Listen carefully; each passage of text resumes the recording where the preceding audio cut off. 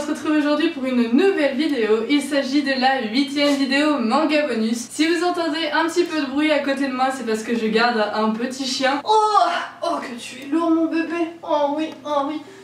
Tu veux dire à YouTube? Oh, mais dire YouTube. Oh, il aime pas quand je le porte. Il aime pas ça du tout. Bonjour YouTube, ça fait longtemps. Aujourd'hui on va parler du manga Arcanum. C'est un shonen chez les éditions Kana et il est fait par Erubo Ijihara. C'est un manga qui est en cours avec un seul tome au moment où je vous tourne cette vidéo et le tome 2 va sortir le 19 octobre. Au Japon, c'est un manga qui est terminé en 3 tomes. On sait donc que ce sera une série courte. L'histoire de ce manga se passe dans un monde dévasté où des créatures qu'on appelle les Hydras ont dévasté le monde des humains. Les humains ont donc mis en place d'autres créatures qui s'appellent les Arcana.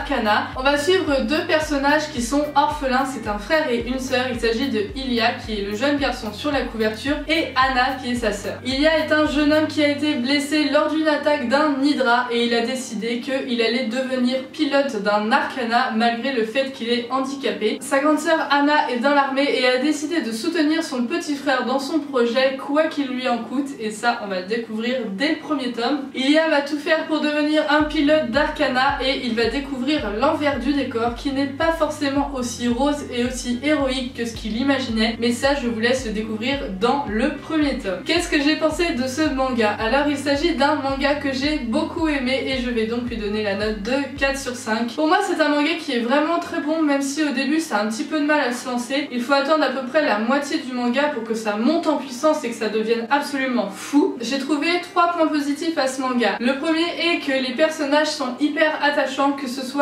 Ilya ou Anna, ces deux personnages sont hyper soudés. Le deuxième point positif, c'est les personnages secondaires qui sont également très importants car ils aident Ilya à devenir meilleur et à apprendre plus de choses sur les conditions des Arcana. Et enfin le troisième point positif, c'est un univers que j'aime beaucoup. Les dessins sont très beaux et ça change un peu. Le seul point négatif que j'ai trouvé, qui n'en est pas vraiment un, c'est plus une réserve. Je me demande comment l'auteur va réussir à développer tout son univers en seulement 3 tomes. Et voilà, c'était tout pour mon avis. J'espère que je vous aurai donné envie de le lire. Dites-moi dans les commentaires si vous l'avez déjà lu et ce que vous en avez pensé, ça m'intéresse vraiment. Je vous invite à nous laisser des pouces bleus, des commentaires en dessous et à vous abonner. Comme d'habitude, à la fin de la vidéo, je vous mets les réseaux sociaux qui sont Facebook et Instagram. Allez, en attendant la prochaine vidéo, moi je vous dis à très bientôt. C'était Neytiri pour la Geekosphère. Ciao!